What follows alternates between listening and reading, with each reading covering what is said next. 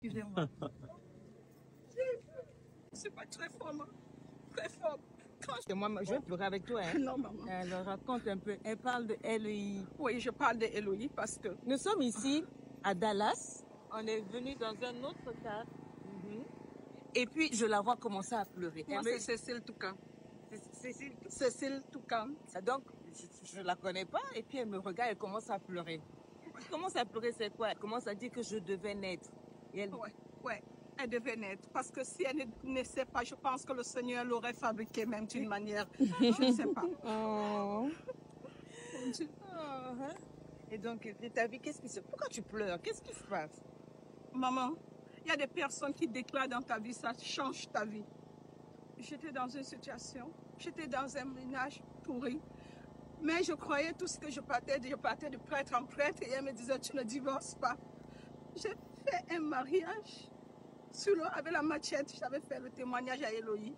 Parce que oui, mon mari me disait, tu ne m'épouses pas, je te tue, je découpe les enfants et tout. Donc j'ai fait ce mariage parce que je ne pouvais pas faire autrement. Parce que je savais que la vie de mes enfants dépendait et ma vie dépendait. Et à ce moment, il m'a imposé. J'ai fait ce mariage parce que tout le monde, personne ne pouvait comprendre ce que je vivais. Et c'est comme ça, un jour, j'ai réuni tout ce que j'avais. J'ai payé la formation de Eloï. Je ne savais même pas comment je devais payer parce que j'ai pas été à l'école vraiment comme toute personne. Et l'informatique même, je ne savais pas comment utiliser. Mais ce jour, j'ai réuni tout ce que j'avais. J'ai payé la formation de Eloï. J'étais au Cameroun. Et un jour, dans Eloï, j'ai fait mon témoignage.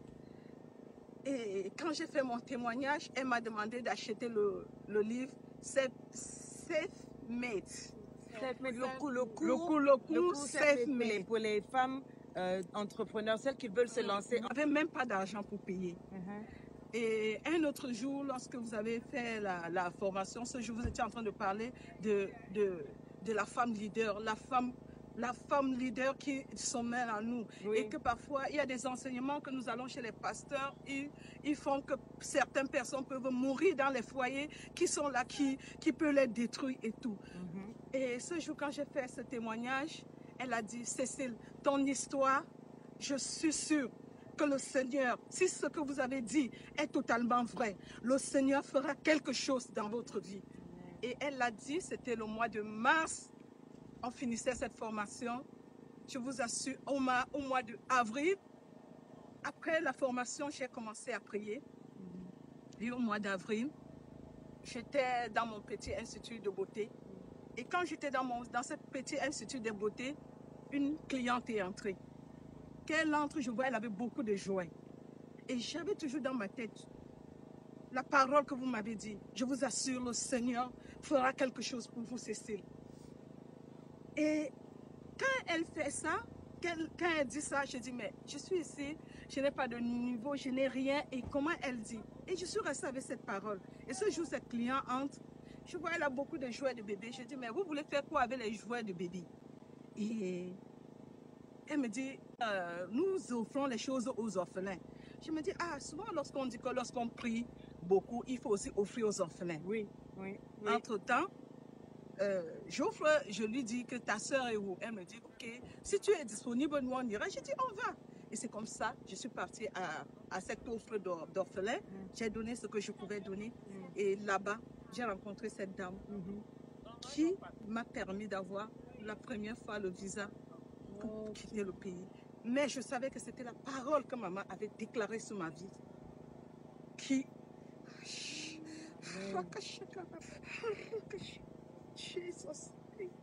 Et donc tu as quitté le pays. Et c'est comme ça que j'ai quitté le pays. Et tu vis maintenant? Et je suis ici à Dallas. J'ai quitté le pays. Et je vous assure, quand je suis allée, et on a dit que vous devez partir aux États-Unis. J'ai dit, mais j'ai déjà eu le refus de visa 50 fois. Mais ce jour même, la maman m'avait aussi dit que quelque chose pourrait se passer que je puisse partir. J'ai dit, mais même si je quitte le pays, le monsieur là va découper mes enfants. J'ai dit, mais je suis catholique. Et chez les catholiques, on dit, une femme mariée ne peut pas divorcer. J'ai dit, Jésus, si toi tu sais par quelle voie je suis mariée dans ce mariage, je veux que tu me sortes de là si c'est vraiment ta volonté. c'est comme ça, le prêtre m'a aidé à monter, à faire un divorce en moins de 3 jours.